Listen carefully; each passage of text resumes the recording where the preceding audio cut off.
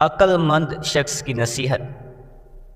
ایک عقل مند شخص کا انتقال ہونے لگا تو اس نے اپنے بیٹوں کو بلوایا اور اسے الوداعی نصیحت کرتے ہوئے کہا کہ اے بیٹے، اگر کبھی تیرا شراب پینے کو دل کرے تو پہلے شراب خانے جا کر کسی شرابی کو دیکھ لینا۔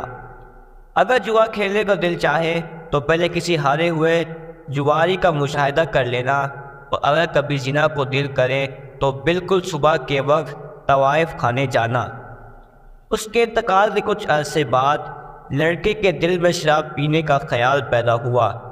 باپ کی نصیحت کے مطابق وہ نوجوان ایک شرابی کے پاس پہنچا جو نشے میں دھت ایک نالی میں گرا ہوا تھا۔ اس کی یہ عبرتناک حالت دیکھ کر اس کے دل میں خیال پیدا ہوا کہ اگر میں نے بھی شراب پی تو میرا حشر بھی یہی ہوگا۔ اس خیال کے ساتھ ہی اس نے شراب پینے کا ارادہ ترک کر دیا۔ پھر ایک مرتبہ شیطان نے اسے جوئے کی ترغیب دلائی۔ حسب وصیت یہ پہلے ایک ہارے ہوئے جواری کے پاس پہنچا۔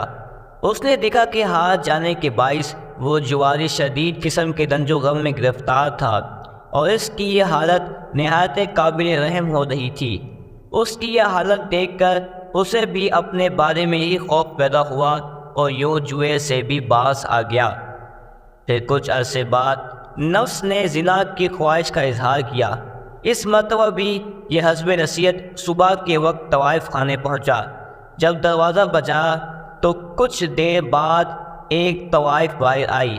نیند سے بیدار ہونے کی وجہ سے اس کی آنکھوں میں گندگی بھری ہوئی تھی، بال بکھرے ہوئے تھے، بغیر سرخی پاؤڈر کا چہرہ بالکل بے رونق نظر آ رہا تھا، لباس میلا کچیلا پہن رکھا تھا، جن سے پسینے کی بو بھی محسوس ہو رہی تھی۔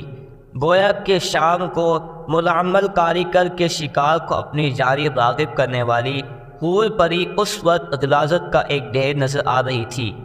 طوائف کا یہ بھیانک حلیہ دیکھ کر اس نوجوان کے دل میں زنا سے کراہت پیدا ہو گئی اور اس نے اپنے ارادے سے ہمیشہ کے لیے توبہ کر لی۔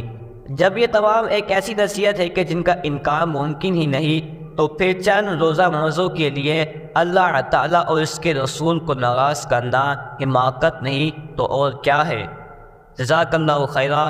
Please subscribe my channel and click the bell icon.